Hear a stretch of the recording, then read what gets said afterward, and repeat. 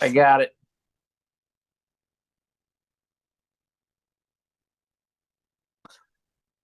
Um, Welcome to Forever Talking, where we talk nothing forever. My name is Ian Moore with my commentating partner and co-host Nicholas on another early morning edition of this fucking podcast. Um, and then I have to get it all edited and processed and rendered and uploaded in a day. So Easy work. Actually, I have no idea. sucks.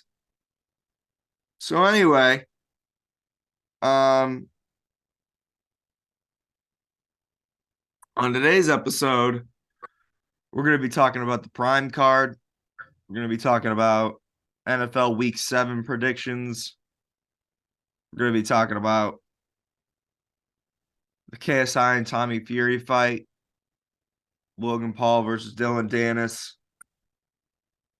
We'll also be doing some brief predictions for the UFC pay-per-view that's happening this week. So, fun stuff. I say, off the rip, to probably just do our NFL predictions, All right. and then we can just move forward. Um, that being said, I'm fucking tired. I want to go to bed. And yeah, Yeah. yeah. These are going to be our week 7 predictions of the NFL. Kicking it off, we're going to have the Jags versus the Saints tomorrow night, Thursday night football. Give me the Jags. Saints. Falcons versus the Buccaneers. Give me the Buccaneers. Buccaneers. Raiders versus the Bears. Give me the Raiders. Raiders. Browns versus the Colts. Give me the Browns. Browns. Commanders versus the Giants. Give me the Commanders. Giants. The Lions versus the Ravens. I'll take the Lions. Yeah. Lions. Bills versus the Patriots. Give me the Bills. Bills. The Cardinals versus the Seahawks. Give me the Seahawks. Seahawks. Steelers versus Rams. Give me the Rams. Rams. Kansas City Chiefs versus the Chargers. Give me the Chiefs. Chargers. Packers and the Broncos. Give me the Packers. Broncos. Dolphins versus the Eagles. Give me the Eagles. Dolphins. 49ers versus the Vikings. Give me the 49ers. 49ers. Pretty a decent week. It's not that bad. Yeah. I mean, ain't got much going on. A lot of the teams have bye weeks. Yeah. There was a lot. There was like 8 teams. Yeah, Bengals and Jets are both out for the bye week this week, so that's why my fantasy football team's gonna take a fucking nut kick. Um, Anyways, moving on from football, probably just go right into UFC, and then we'll just talk about the Prime card in its Yeah. entire. Um, oh, hair in my mouth. Um, this is UFC 290. 4. Is it? Yeah. Jesus. Gotta get on with the fucking numbers here. I feel like we've I been forget too. I only know because I searched it today. at 294 for a fucking year. Um anyway, UFC 294. It was originally slated to be Islam Makhachev versus Charles Oliveira 2. And then it was supposed to be Paulo Costa, I believe, versus Khamzat Chimaev. Kosa pulled out for some reason or another. I don't know the reason. He got surgery, and then Dana White found out, and they canceled it. Okay. And then Charles Oliveira in his last sparring session fucking split his eyebrow in half. So Got to get yeah, him out. gotta get him out. So they redid the card. Had two last minute replaces for the main event and the co-main. Gotta say, this card's a lot better. Yeah. Oh, this is a banger. Oh my lord. Um, Kamaru Usman versus Khamzat Chimaev. Kidding me? Huge. Islam Makhachev versus Volkanovski too. You gotta be kidding me. Two slappers. Is Khamzat Chimaev as good as we thought? Is Kamaru Usman slowing down? Um, can he showcase his abilities on 10 days notice or however long it's been? Can both of them do that? I don't know. That's a tricky question. 10 days Yeah. notice is not a lot of time. That's the only bad thing about it. If they had given time, this would be such a great card. Ooh. But when it comes to Volkanovski, that guy just stays ready. I think So, they, yeah. so as far as Usman versus Khamzat Chimaev goes, I'm a little worried about Usman. That's Um, his goal. I don't know because, like, listen, he lost. He got head kicked in the Leon fight. Okay, after he was beating the dog shit out of Leon for 25 minutes straight, he got head kicked. And then he should have won the third fight, but he went in there gun shy and Yeah. not his best, and he lost.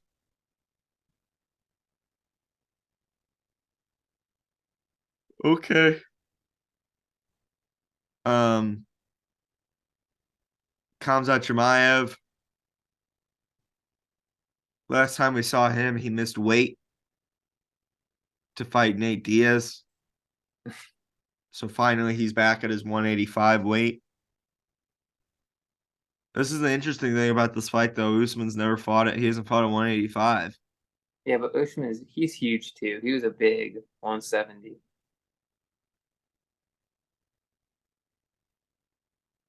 But yeah, you're right. This is good. This is good. I like this. I like this fight. It's gonna be a banger. Um, I think that Kamzat will be a little too explosive for him. I think he'll be a lot stronger at this weight. Usman's a phenomenal wrestler. He's amazing all around. But yeah,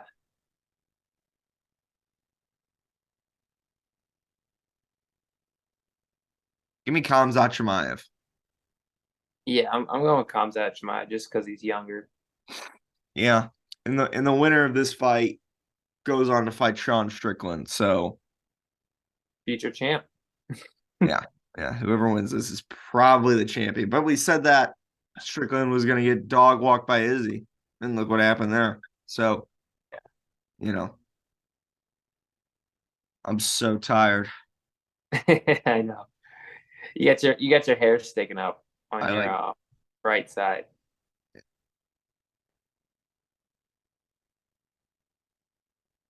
I like can't wake up. It's like not it's not working, Nick. You gotta go put your head under the water. Even though I don't think that really works. Uh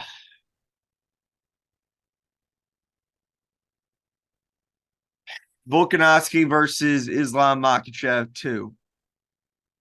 Boom. Boom. Banger. The bad news about this fight again, it's on 2 weeks' notice. Volk has probably had a lot of time to think upon his loss to Islam and what he would do differently. Volk just fought not long ago and beat the fucking shit out of that guy. Yeah, he did. I rewatched that. Yeah, he beat the fuck out of him.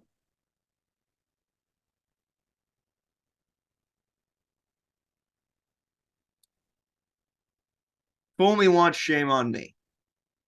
Give me Volkanovski to beat Islam Makhachev for the 155 title.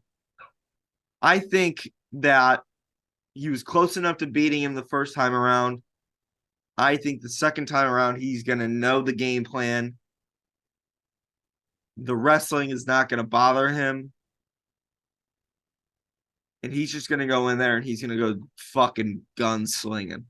Yeah. I think he's going to land. I think he's going to get him. I don't think so. I think Islam's got it. I think Islam's going to destroy him. You got to be kidding me. I think round 1 or 2, he submits him. Why? I think last time he took it easy or something. So there's like a bug right here. Don't fucking kill it. But yeah. He took it easy? No, I think he thought it was going to be an easy fight, is what I should have said. But then it turned out to be a lot harder. He's so much bigger. But we'll see.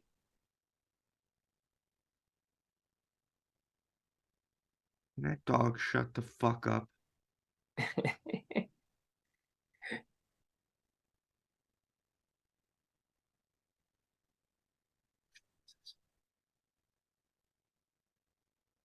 Unbelievable. I think that, well, I thought that Islam was going to kill Volkanovski the first time around. Yeah. But Volk, by the end of the fight, was on top of him, beating the dog. I don't hear it. I hear it. Yeah. Lily! Shut the fuck up. God.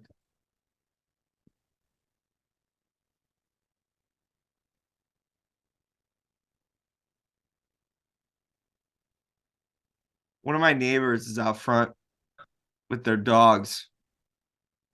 Just standing there. So Lily's just fucking losing her mind. You gotta open your window and tell them to move.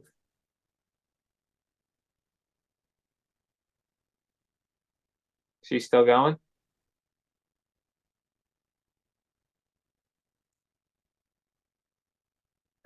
Jiminy Christmas. Jiminy Christmas. I just hear dogs barking at each other. And by the end of the first fight, Islam was getting dogged by Volk. Yeah, like 1 minute. But yeah.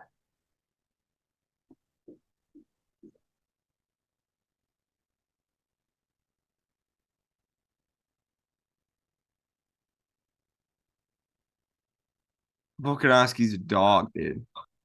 He's the best fighter in the UFC right now. Best fighter in the world. Yeah, pound for pound. He's a dog. And I think he's gonna implement a game plan, a new game plan. I think he's gonna get him. Hey, are you done barking? Or my mom comes bursting in my room at 8:30 in the morning today. She's like, Yeah. huh? Yeah. She's like, we gotta take Lily to the urgent care. She keeps scratching herself. Are you guys gonna give her a cone? I don't know. She was like, she keeps scratching herself to the point where like her skin's breaking. And now I've seen that when I've been there. she's sitting in front of me. And she's not scratching herself at all. As a matter of fact, she's now laying on my bed. and there's no broken skin. So I don't understand what the fuck we're talking about. Maybe she just wanted to come in and wake you up. I have such a busy day ahead of me. Um, yeah, I think Islam's gonna get him. I think after the last time around, he's gonna have a new game plan. He's gonna be a little more rejuvenated to get this done. I think that Islam was training to fight a wrestler. And I think Volk's gonna just go in there and we're gonna swing, baby. Yeah, We're gonna swing and I'm gonna get you. I'm gonna get that's how you're gonna win. You huh? got to drop him. Yeah, I think he's gonna get him. And when it comes to Khamzat and Usman, I mean, when was the last time Usman fought a guy as explosive as Khamzat? I feel like Kamzat and Colby are very similar, except one guy's a lot bigger. Not a lot bigger, but bigger. And Colby's awesome. Colby would beat Kamara if he was bigger. Kamara's stronger. That's why they stayed on the feet the whole fight. Yeah. God. Anyways, yeah, that's our predictions for UFC 290 Four. 4. Moving on. The prime card. The prime card, the big fucking controversy. We were gonna wait. I'll get to that later. And we can get to the other fights first. Yeah, we'll just we'll kind of break down what we know. Yeah.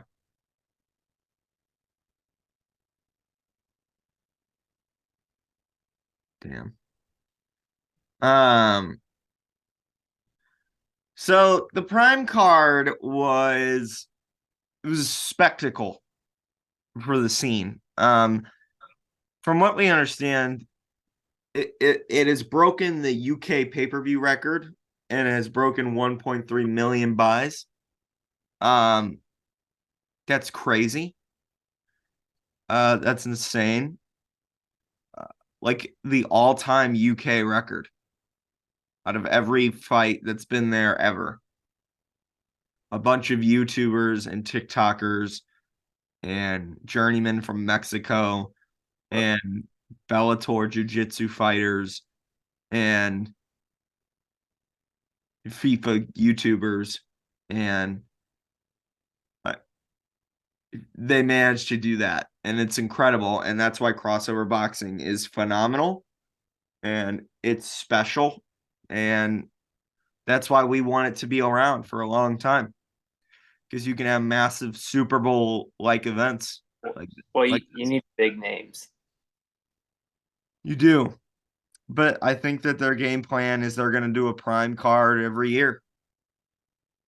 Or a big Super Bowl like event every year. Whether that's they're going to stack a UK card or they're going to stack an America card or they're going to stack a Brazil card or they're going to go ham. And I think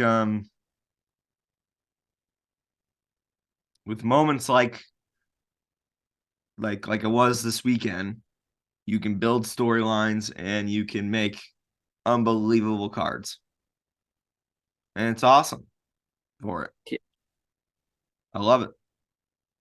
So we're not going to talk about the pre-card as much, besides the fact that Storms got fucking dog walked in 10 seconds. Poor guy. And broke his ankle. Ryan Taylor got arrested because of course he did. So Ed Matthews stepped in. Ed Matthews fought Blueface on the Kingpin card. Ed sprinted across the ring, just started swinging, caught Swarms with a left hook. Swarms fell, landed on his ankle, shattered his ankle. So hopefully we see Swarms back eventually. Might be a while though. Anyway, the first fight on the Prime card. But I will say this, the referees on the pre-show card got two of the fights wrong. They got Chase Demore versus Tempo Arts wrong. Jesus. You mean the judges? Yeah, the judges. Okay, okay. What the fuck? I'm losing my voice. Well, you better hurry. We gotta get this podcast done. Ah! What the fuck? All right, there you go. Chase Moore versus Tempo Arts. They said Tempo Arts won. They got that one wrong. I don't like Chase Moore as much as the next guy, but they got it wrong. He won the fight. Alexis Grace versus Astrid Wet. Should have been a draw, or Alexis should have won. Probably should have been a draw, I think. I think the first round for Astrid was supposed to be a 10-8 or something, but they got that wrong too. So it's not the only fight that they would get wrong, by the way. We'll get to that later. But Dylan Danis, man, he should have won. probably. Kicking off with the Prime card, it was probably the most entertaining fight of the night. Was the tag team fight. It was Pineda and B-Day versus Nick LMAO and Alex Wasabi. The first round of this thing, holy shit. It was crazy. Pineda was beating the shit out of Nick. Nick was beating the shit out of B-Dave. Wasabi was beating the shit out of Pineda. And B-Dave was beating the shit out of Wasabi. Yeah, it was weird. It was insane. So it started off, I believe the fight started off with Pineda versus Nick. Pineda was dog walking Nick. So Nick was like, fuck this. He tagged out. Wasabi got in, dropped Pineda. Pineda was wobbled, was like, fuck this. Tagged him B-Dave. B-Dave, guns a blazing. Knocked down Wasabi, kneed him in the head. He had somebody on the sidelines using his phone and tweeting, talking shit mid-fight. Who did? B-Dave. This guy's hilarious. This guy's phenomenal. He just goes out there, he just swings, dude. Yeah, he goes crazy. Oh my God. What a fight. What an unbelievable fight. I had Pineda and B-Dave winning this thing, but they said it was a draw, and I can understand why they said that. So I'm not like that shocked about it. That was a crazy fight. It was insane. It was awesome. These tag team fights are fucking great. They're bangers, especially the Pineda and B-Dave ones. Yeah, but this one was surprising because B-Dave, he pulled his weight this time. He didn't get carried. Yeah, the end of the fight was B-Dave just beating the fucking shit out of Nick in the corner. I love it. I love it so much. Give me Nick versus B-Dave. That would be a good matchup. Probably for Nick. But I thought that was going to be the case for the tag team fight, and B-Dave proved me wrong. Dude came out there whenever you're just fucking swinging. Yeah, but you can't tag someone out once you get tired, though. And a one-on-one. This is true. So you got to get them out of there fast. Yeah. Good luck.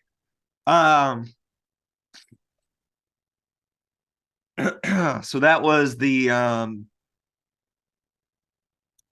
opening fight. Moving next is Whindersson Nunes versus my mate Nate. I believe this was next. It was a very tactical fight. My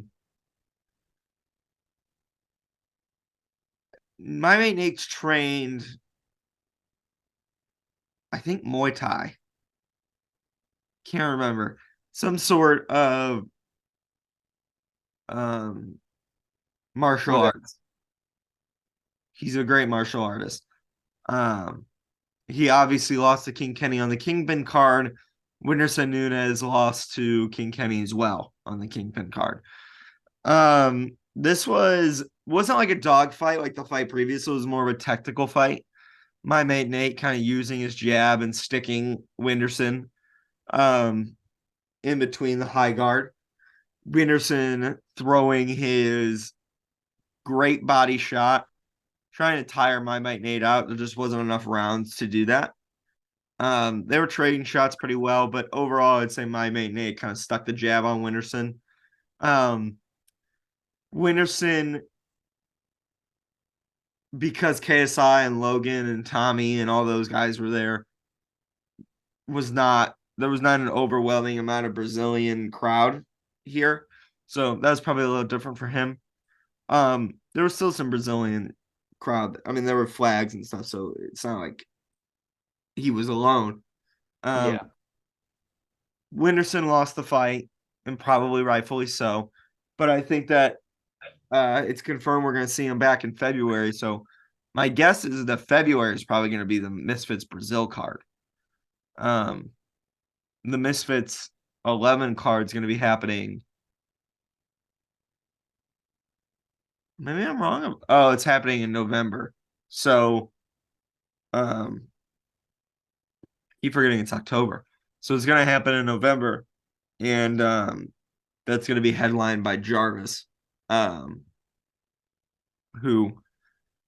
apparently the winner of his fight gets Slim next. So that's pretty interesting. But Winterson coming back in February. My guess is February is going to be the prime card. That's when you're going to see Winterson versus. I mean, you can do anything.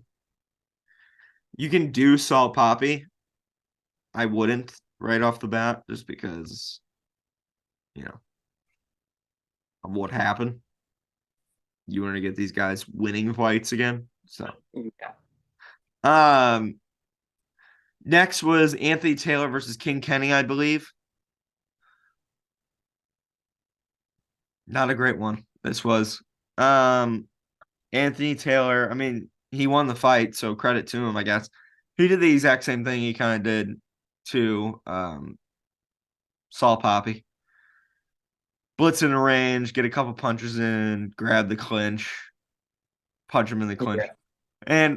And listen, this was JJ's plan too against Tommy. My only issue is JJ was the YouTuber doing it against the pro boxer. The pro fighter was doing it against the YouTuber. And in the AT versus King Kenny fight. And I think that I think that that's not whenever you're trying to build exciting fights, you You were don't kind want of that. hoping AT versus King Kenny was going to be the KSI versus Tommy was going to be, if any fight was going to be the chess match, so each of them can avoid each other's offense. It's probably going to be that one, just because Tommy has 8 years of experience on JJ. Yeah. AT has several years of experience on Kenny. And I get it, like this game plan works for him. That's great. But But it's not fun to watch. it's not great to watch, just because And that's kind of the whole point of Misfits. yeah. Probably because it's because AT doesn't need to do that.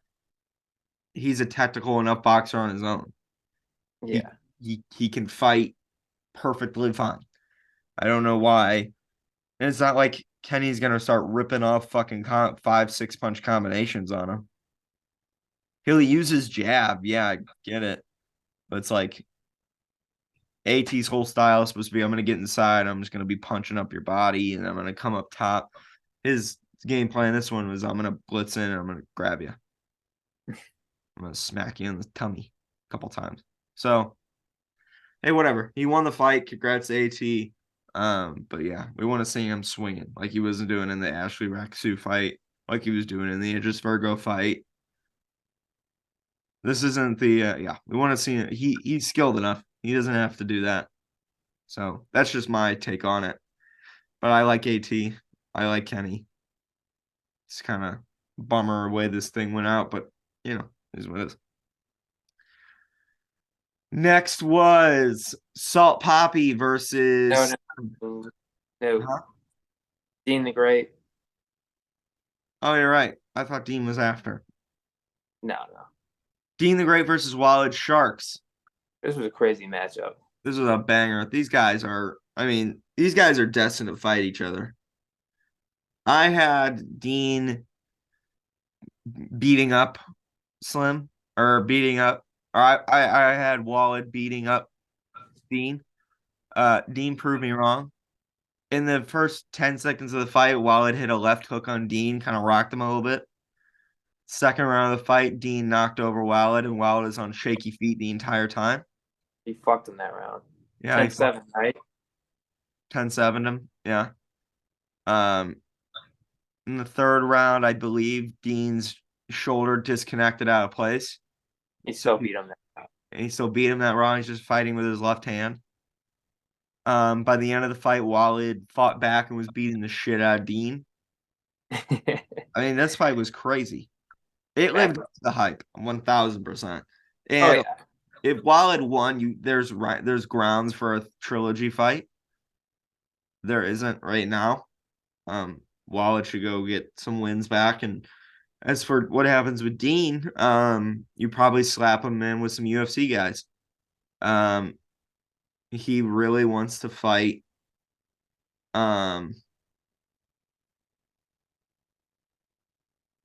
Who's the fucking guy? The Brazil. I know his name. Brazilian got knocked out by McGregor. Oh, Aldo. Yeah.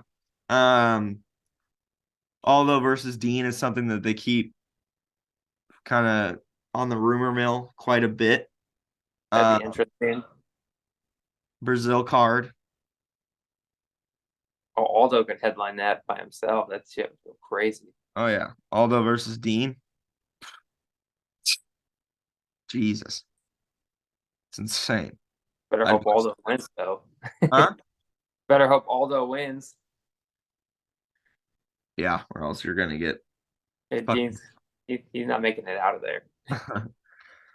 Yeah, I mean, Dean's probably at the point where he should probably be fighting higher competition. Unfortunately, in his weight class, There's only so many. there's only so many. That's why you got to move on to the UFC guys or the post MMA guys, and all those one of those guys. So Yeah. in that weight class, so I'm interested in that. That sounds like fun. Do that. Was he It's the guy who wanted for Davis? huh? Was he the one who wanted like Ravante Davis? Yeah,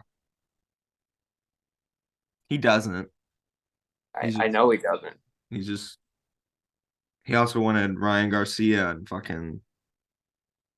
That's even well, that's not worse, but Yeah, it's not worse, but it's not good either way. Um, yeah, but go fight your UFC guys. yeah. It'll be a little bit better for you. And then you can move up to that if you win, I guess. Walid should probably got to get him a get back fight. And then probably two more or two or so get back fights. Throw him in there with some MMA guys, maybe. Yeah. And then eventually you can do Dean versus Walid 3, and that can headline its own card. Because we're building guys up here. So Salt Poppy versus Slim. Banger. New weight class for both men. Salt the first 2-3 rounds was beating the piss out of Slim. Then he got caught. Got a little too lackadaisical. Got a little too in his feelings. Head rocked back. Was like, fuck. Got dropped again. He never recovered. And he never got better. And whenever he got hurt, the game plan stayed the same. He was gonna get in close. He's gonna do small little shots. Just fucking bop, bop, bop, bop, bop, bop in the inside. But as tall and as lanky as Slim is, he's a scrapper. It's not his body style is not it's not usually for that, but Yeah. he will scrap with you. And that's kind of what he does. So fighting the inside game for Slim, it comes with its dangers because he's got bombs in his hands. It feels like every time I predict Salt Poppy to win, he loses. He does Every the time I opposite. predict him to lose, he wins. So Slim, congratulations. I mean, He fucking dropped him hard though. That was He's got the longest win streak in crossover boxing history is 7 wins with 5 KOs. Never lost a fight.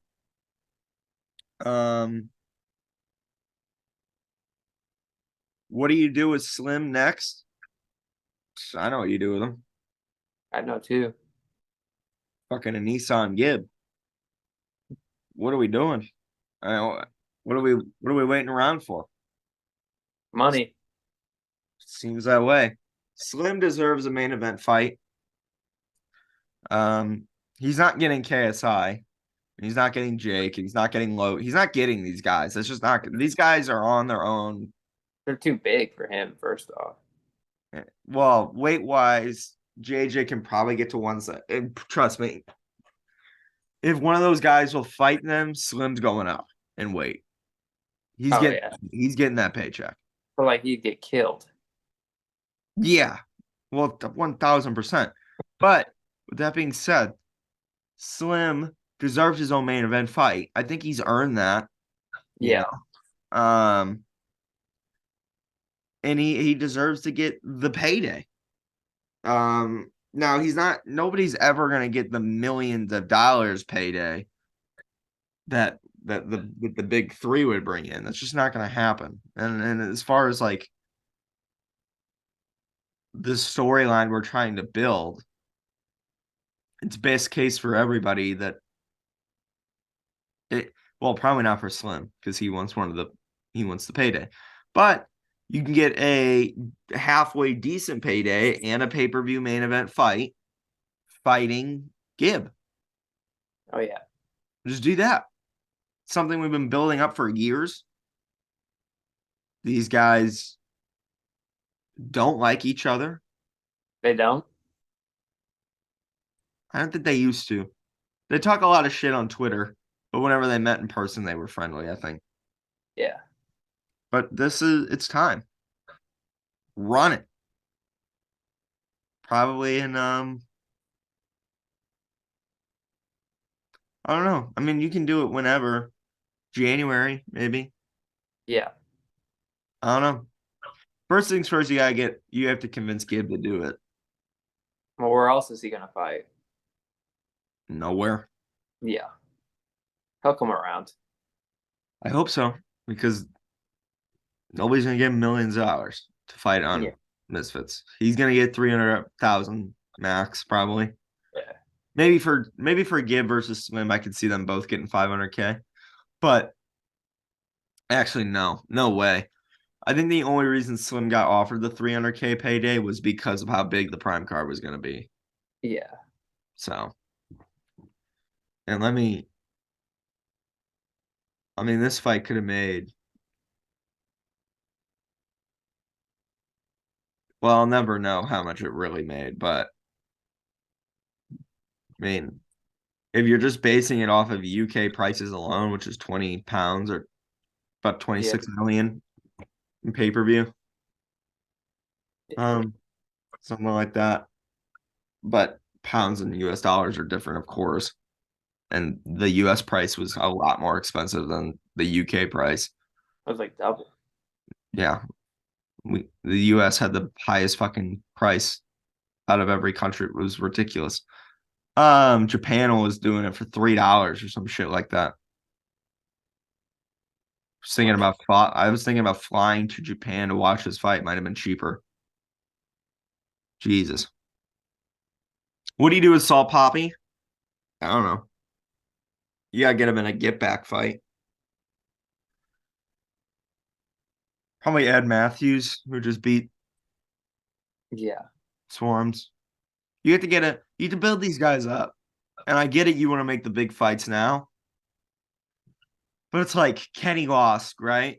You can throw Salt Poppy and Kenny in a fight together. That's what they were originally building towards.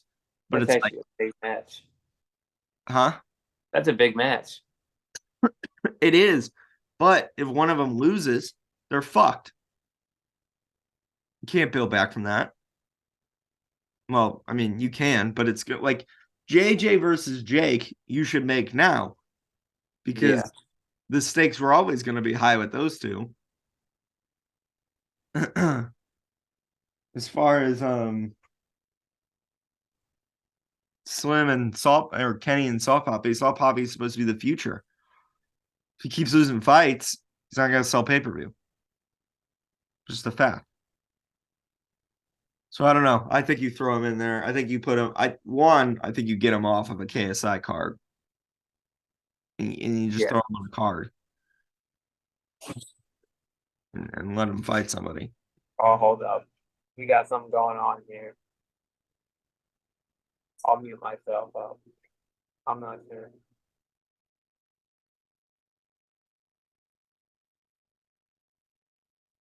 Grandpa must be doing something. He'll be.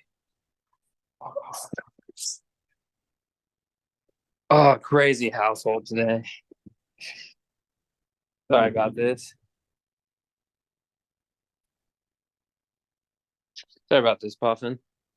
I have no idea what the fuck. Or he just forgot that he closed it. Let's see. We can go right here. You can go. I'm ready. How fucking big is that garage? I'm not in the garage anymore. In the basement? Yeah. Huh. All right. Set your phone up. Yeah, I'm holding it, but I gotta figure some shit out. There we go. It's a podcast, so we'll just cut that part out. I won't. We'll I keep don't I don't care if you do. it. Can I have some chapstick? Fuck. Um, Logan versus Danis. Yeah, this went about the way I kind of figure it was going to. Yeah. Logan looked pretty similar to how he's looked in the past. He's fast. He's super fast. He's super strong.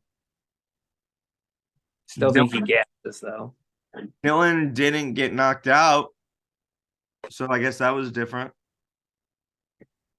Dylan kind of high guarded the entire time, shelled up. Was waiting for Logan to gas out, I guess. No, he just didn't want to get knocked out. Yeah. Dylan probably landed 3-4 shots. By the end of the fight, he was kind of sick of this shit. Tried to guillotine him. Slipped out. Got punched in the face. I will tell you this. And Dylan lost the fight by DQ. I will tell you this. Dylan, his strategy to go in there and just high guard and let shots rip off of him. Could have just lost the decision, left, lied on Twitter, said that he won, talked continuous amounts of shit, blah, blah, blah, blah, blah. Right off into the sunset.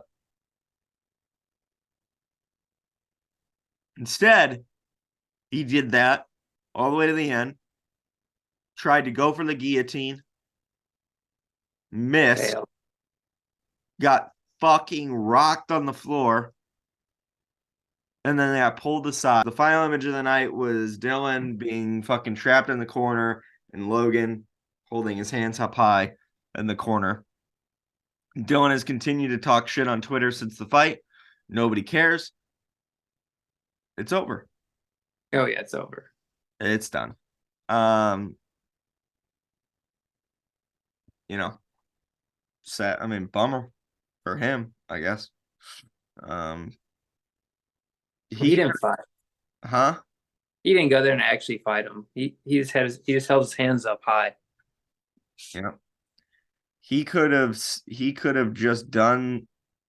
What's funny is that he could have just done that and just walked away. Continue to talk shit. But he didn't. He's a troll. He's a troll. Yeah. Where's he gonna go next? He wants to fight in the UFC, he said. Good luck, I guess. I don't know. I mean, he sells well, so Yeah, I mean, I don't care. Whatever, Dylan. Do whatever you want to do. What do you do with Logan? He's going back to the WWE. What do you do with Dylan? I don't fucking care. Dylan can go do whatever he wants. I thought it was really nothing to it. No, it was just Logan beating the shit out of Dylan for 5 rounds. That was really it. Great. KSI versus Tommy Fury, the big talk of the town. Why we're filming this podcast the day it's coming out was because we're waiting on news of the appeal. I have gotten nothing about that so far. We'll talk about it in a second.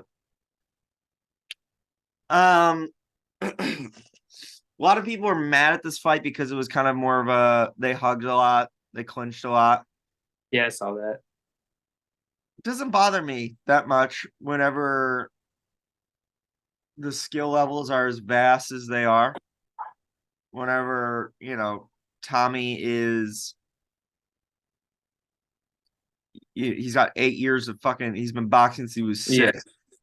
JJ's been boxing for 3 years total because he took a 3-year break. The clinching was, and it was kind of a part of JJ's game plan.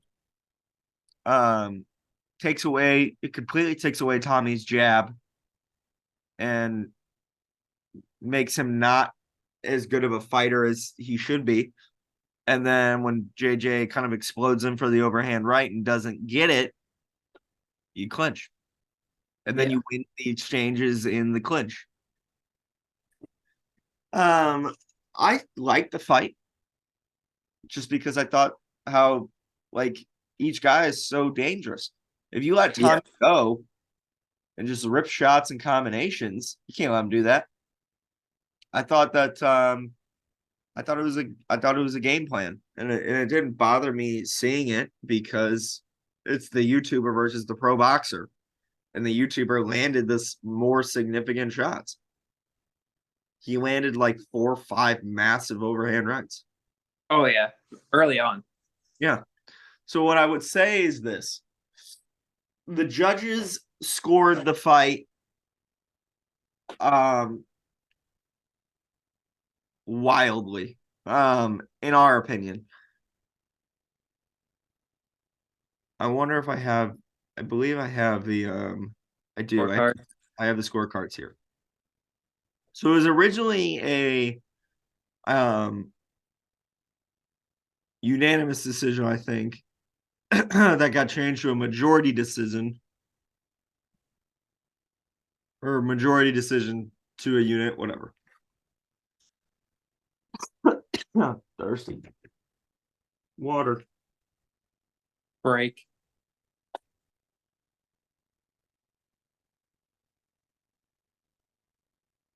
Ugh.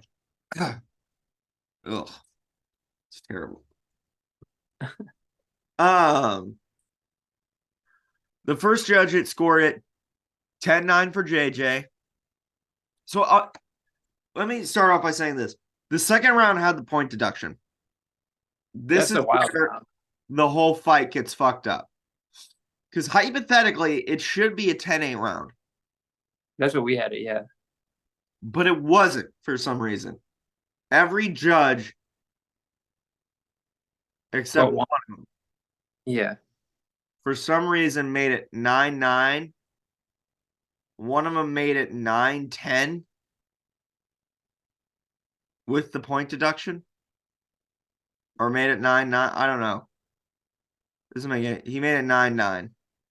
So two of the judges said that Tommy won the round, regardless of the point deduction, which would have made it an even round. That's ridiculous because JJ landed 2 massive overhands and won all the clinch work in the rounds. And then one of the judges said that JJ won round 2 but lost every round after that. So what kind of happened here was one, I thought they got it wrong on the round 2, but also I think a lot of the issue here is how judges score inside and clinch work. And I just don't think they do. and that's might be why JJ lost his fight. In our opinion, we thought KSI won. Yeah. At best, a draw for Tommy. A unanimous decision is kind of crazy. And if you think otherwise, you're wrong. So there's no other way to go about this. You can't judge the fight based on it's a YouTuber versus a pro boxer, but there's probably conversations about how Tommy Fury is dog shit. With that being said, you can either say that Tommy Fury, there's no reason JJ should have won this fight at all. Oh yeah. Zero. And it never should have been as close as it is, which is great for him because he's a lot better than even I thought. So, with that being said, Tommy had the weight advantage, had the height, had the reach, no rehydration clause, and he scraped by a decision win against the guy who's been fighting boxing for 3 years max. Not a great look, to say the least. But at the end of the day, I don't think he won the fight. If you're judging clinch work and significant shots, the punch stats alone have JJ landing, out throwing, and landing Tommy in rounds 1, 2.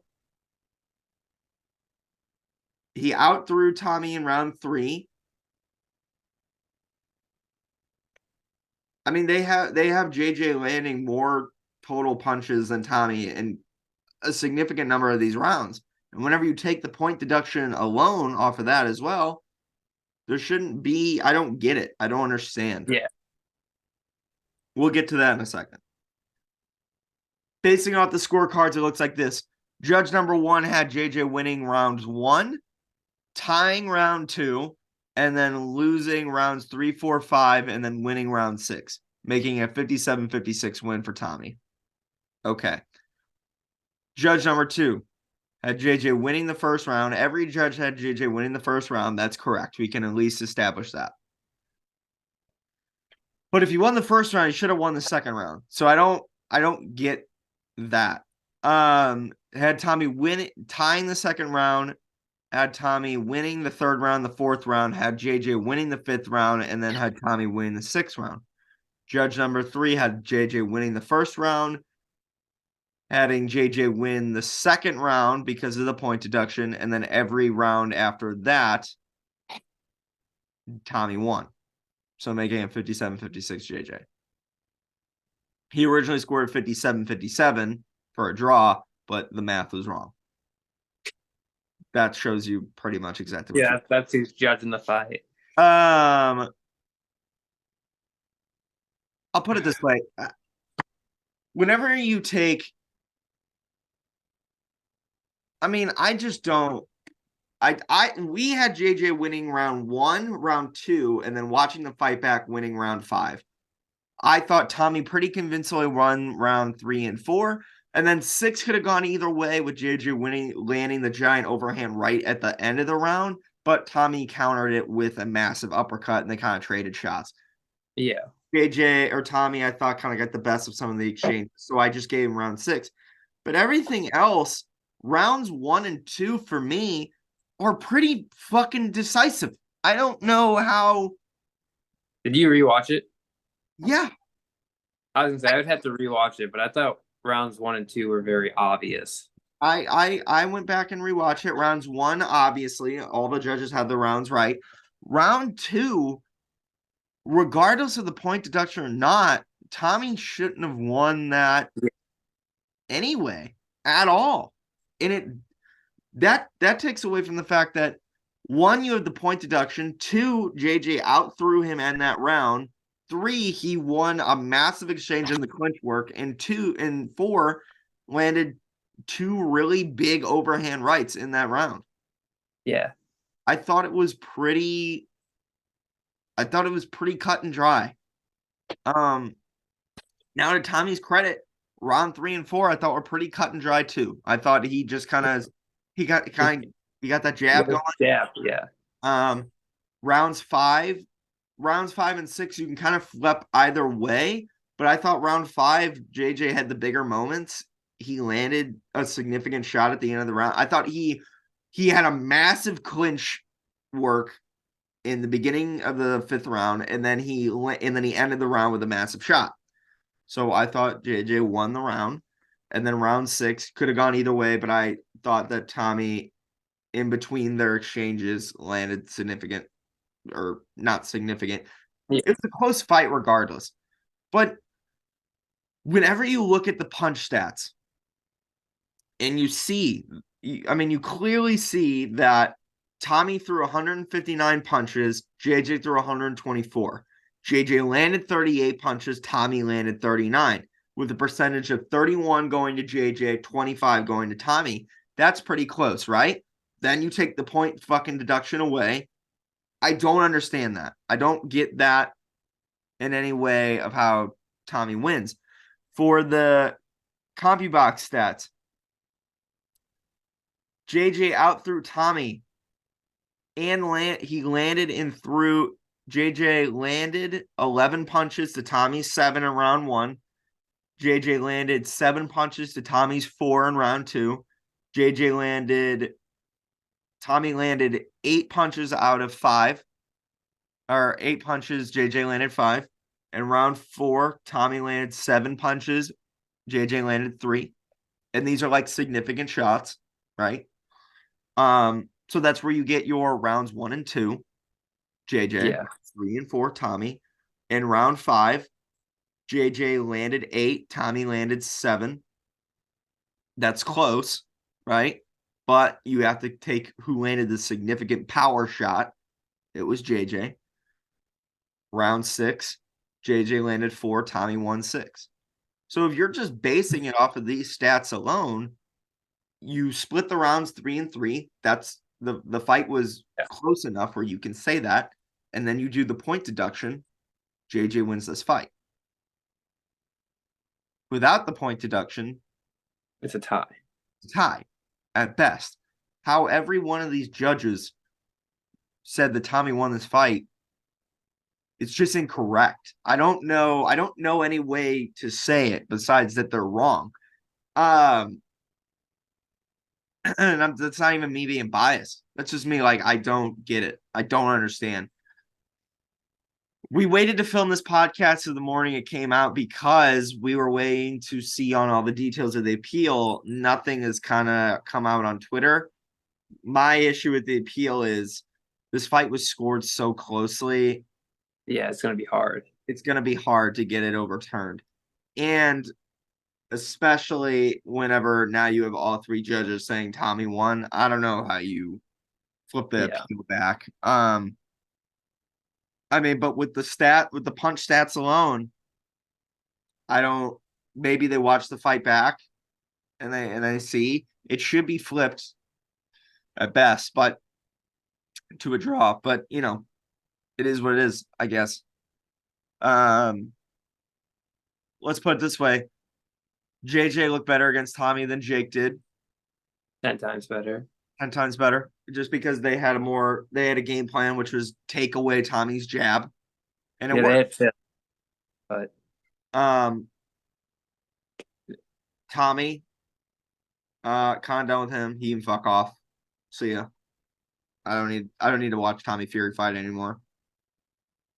The measuring stick has been measured. We know where these guys are at now. They are on the same playing field. Point blank, period. What do you do with Tommy Fury? He can either fight Logan or he can fuck off. I prefer he fucks off. I don't want to see him again. I don't care. He'd beat Logan. Probably.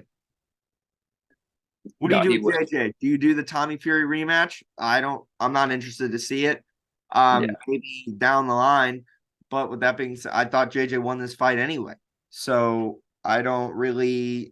you shouldn't really have to do the rematch.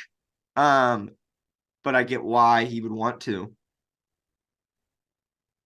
There's only one clear route. It's time they fight. It's time. There's one clear route you go with this. We've been building this for a long time. And the final page of this chapter has got to be turned. What the other chapters of this book of crossover boxing entail, I don't know. I have no idea. But what I can tell you is this chapter is over.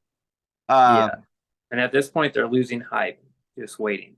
And we have to get there. This is as big as it's ever gonna get. We're in the end game now. It has to be KSI versus Jake Paul in Wembley, May 2024. It has to be. May? You think May? It's where it's warm.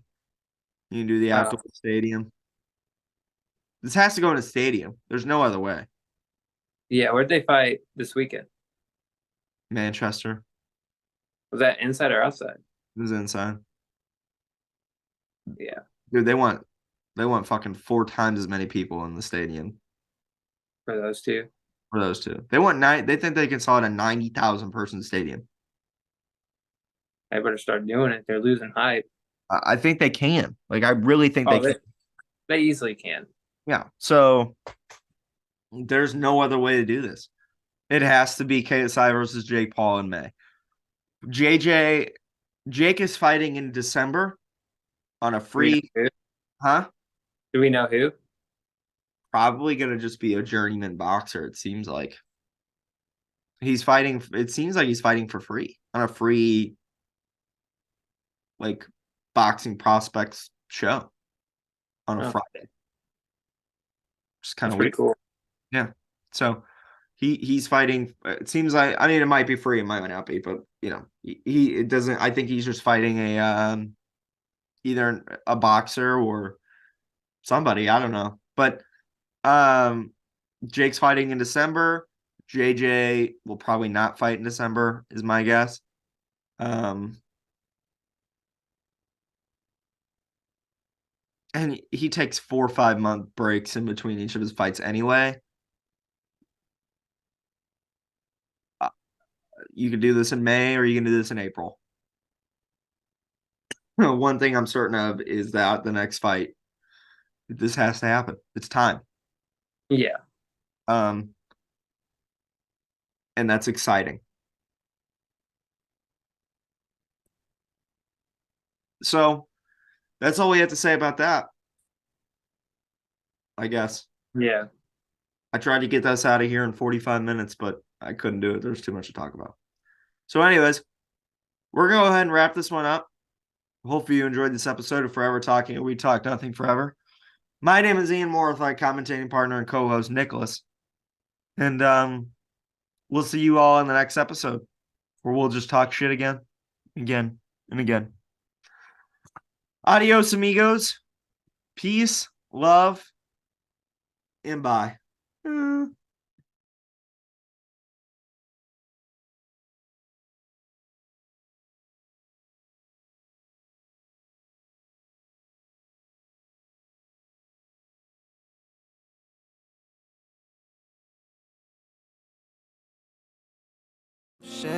I think